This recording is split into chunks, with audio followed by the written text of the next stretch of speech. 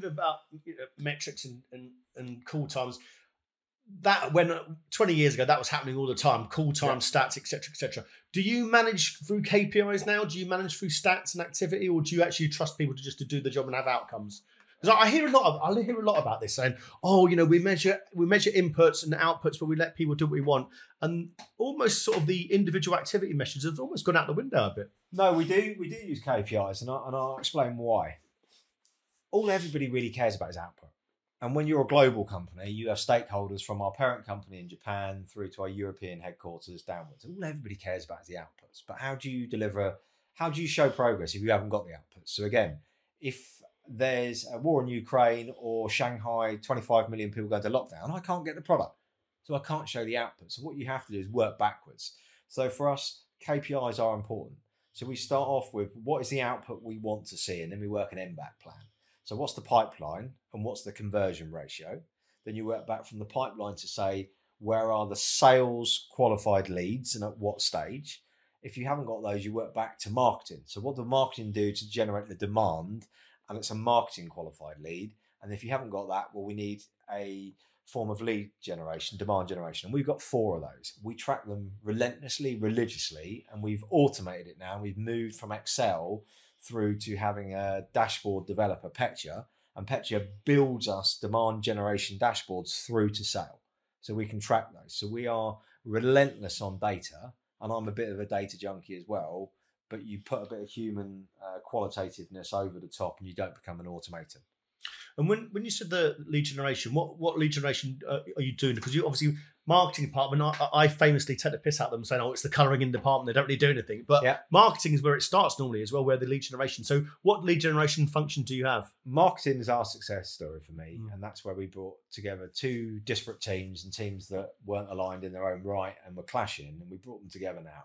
And our marketing team is laser focused on the end goal. Their goal is not colouring in, albeit one of my guys did describe himself on the marketing call meeting on Friday as the colouring in department because he's the creative guy. Yeah. So actually for him, his job is creative. But for everyone else, we have a team that's focused around demand generation. And it starts off, we have an industry expert market segmentation specialist. So he looks at the total addressable market, the sales addressable market. What market can we go after without investing? He takes all the data, makes a real rifle shot approach. He then hands it to a category manager. The category manager says, what do we need to sell to who from his list? Then they get an account-based marketeer to do the campaign, the creative, look at the route to market. Yeah. But that can be via the sales force. We've got 12,500 customers, so you can market to them. But what people also forget, as well as the marketing team and the agencies, the demand generation partners like Durham Lane that we use, we actually have 10,000 service visits a month. Yeah, what an opportunity that is. Yeah. So if you think about how do you repurpose, so you don't lose the DNA of a service tech, they wouldn't want to be thought of as sales, and a customer would probably have less trust for them if they came in there as a salesperson. But if you look outside of our industry, one of the examples that we've learned, there's companies like Centrica. We know Centrica as British Gas in the UK. Their service force, to the best of my knowledge, outsells the sales force. Because when you call a technician in, when you've got a problem, and if you're freezing cold in the winter or you've got no hot water at any time of the year, an engineer service tech turns up to fix your problem. It's manna from heaven. Yeah. So it's very easy then for them to say, by the way, did you know we can also service your washing machine, your dishwasher? So for us, people trust our service techs. What we need to do is we need to reward them for their efforts. And that's where we're investing time at the moment to say, right, marketing, demand gen, it's not no good just tracking it. How do we say thank you for the service techs? And that's why the recent trip to Morocco, a couple of the service guys were with me at the top of a mountain. Yeah. Because you want to thank them for the work they're doing. Because if you're not making the customer happy, you haven't got a customer. And it's great for the culture as well if everyone thinks they're getting rewarded. Because let's be honest, salespeople are the heartbeat of a company. I do believe that, but they get big rewards. They get big salaries, big rewards, and other departments, whether it's marketing, operations, they just don't. But they're critical to the success of a salesperson. Yeah, it comes back down to what are you selling. So for me, I can ask myself still as a salesperson. So I want salespeople to get rewarded, and I want them to be valued here. The pieces, as we talked about, we're in an industry now that's becoming subscription. We used to call it a managed service. That was shrouded in mystery. Now it's a subscription-based service. Let's no mistake about it. What we're selling to a customer is trust and a contractual relationship. So you can't deliver on that if your pre-sales person drops the ball. You can't deliver on it at the end of the chain if your service tech drops the ball. So you need to make sure you're rewarding everyone through the value chain, because that's the only way you're going to keep customers. What's your thoughts, Mark, on the recent UK-based trial of thousands of people taking part in this 4-day working week? Do you think that can work in the IT challenge? Do you think that will work for a salesperson, 4-day weeks? I think it's fascinating. I think it's a fascinating trial, and if you look at the feedback from where it's been done overseas, suggests it is working. But I think it comes back down to what measures, what outputs are you looking for?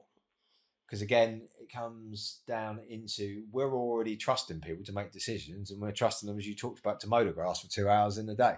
Yeah. So I see people on Strava cycling. What your learned behaviour is to go, what are you doing in the middle of the day cycling? Yeah. But now I'm encouraged to signpost that's okay and do it myself. So for us, it's just an extension of normal behaviour. But you've got to have a balance. I listened to a webinar from the creator of the Net Promoter Score, and he was saying about measuring customer behaviour. And he said everyone says employee satisfaction is the most important thing. He said, okay, so tell your service force they can all have every Friday off. How are your customers going to feel about that if you've got no one there to service them? Happy workforce, unhappy customer, you won't have customers, you won't need to employ a service force. So it's a balancing act for us. We start off with the fact that work is something you do, not somewhere you go, and we trust you. So it's a natural extension of it, and we're keen to look at it. But it comes back down to what outputs do you need to deliver, and then making sure you put the customer at the heartbeat. So I think service is the weather vane, because if we mandate certain things for service and everybody else gets to change their life, is that fair? Me, I'm not a fan of it, to be fair. Maybe I don't know. I'm not a fan of it. Why? I just think it's going to be when you are going cycling or you are cutting the grass, a customer's called and you've missed the opportunity or whatever it is. And I'm not saying you can be online 24/7, but core hours I still think are necessary. So when they're sort of saying not going to work Fridays, I'm thinking something's going to happen on a Friday if I don't do that. But I look at it and I'm sort of thinking it's great, but when it goes wrong. So when we go back to the numbers, right? And unfortunately, we've gone through, I believe we've gone through this pandemic. We were looking after the well-being of people, which is really, really important. I get that. Culture and all that sort of stuff. And especially in IT, it's been a good pandemic. I mean, there's lots of demand there. But I'm seeing it now where demand's slightly slowed, or we've had supply chain issues, etc. That if we go back to, people mowing their grass during the day, etc., when they aren't doing the numbers and when the outputs don't doing it, I'll be looking at saying, yeah, well, Mark has sacked Mark because he goes to blooming cycling every lunchtime for 3 hours. Yeah. And he's now not doing his numbers. It's okay when the numbers are there, but when the activity's there, the numbers not there, people are starting to look at the other outputs you're doing and thinking, actually, it's not working. So firstly, I'm not going to disagree with you.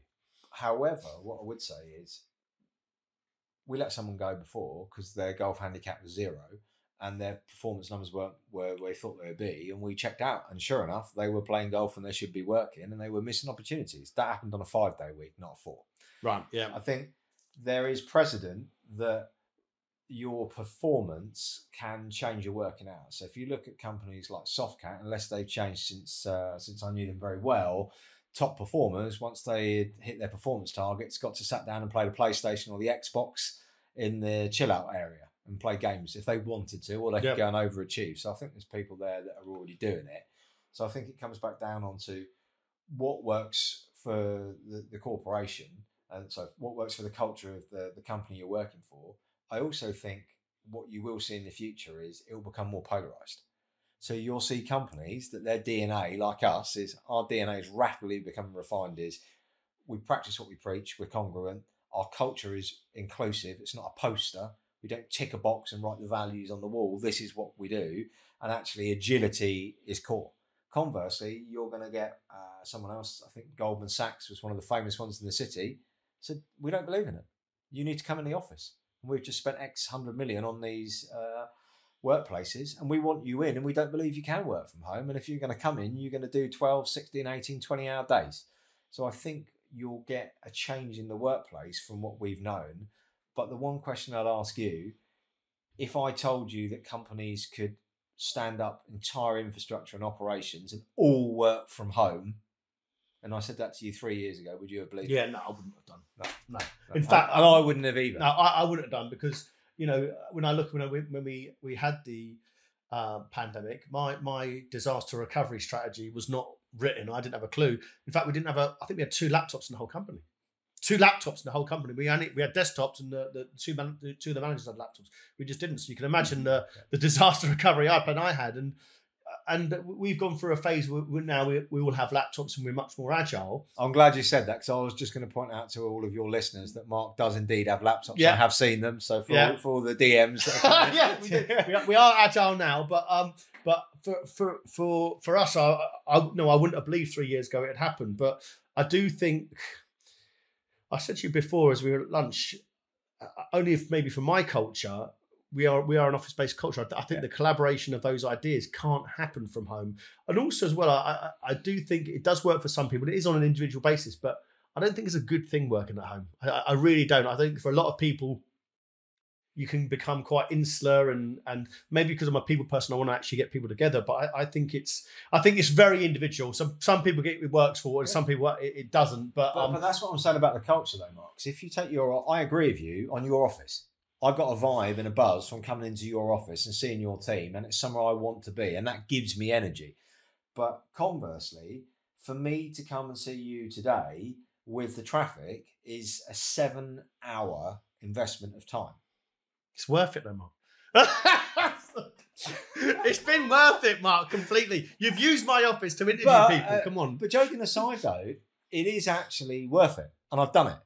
But I said no to 90% of the requests because it's not worth the 7-hour investment of time when I can do 7 meetings in that time, for argument's sake.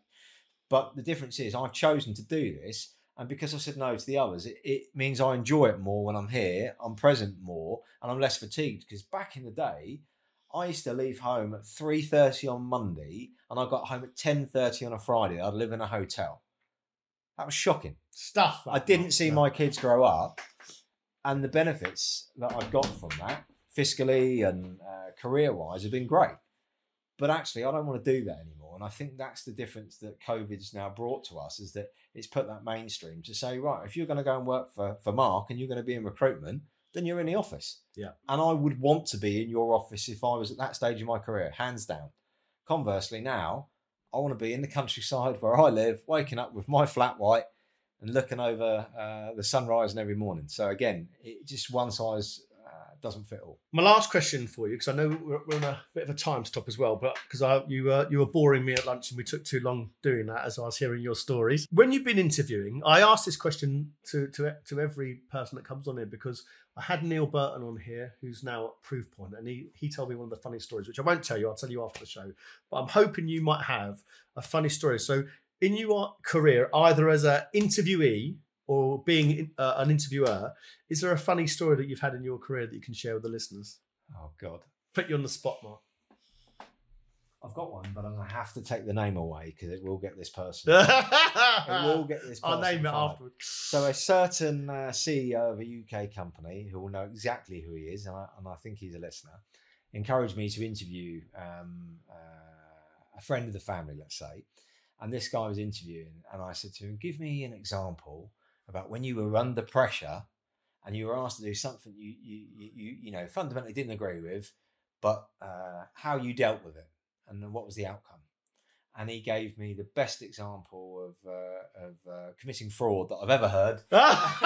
Brilliant. And told me about how he did a massive boomerang order that the customer didn't want to hit an incentive, and now and then he returned it all the next quarter and kept the incentive. Oh my God! And integrity. I remember saying to him, I was asking for an example about when they asked you to do something that you didn't like doing. I said, not an example of when you committed gross misconduct and fraud, but thank you for your candor and your honesty.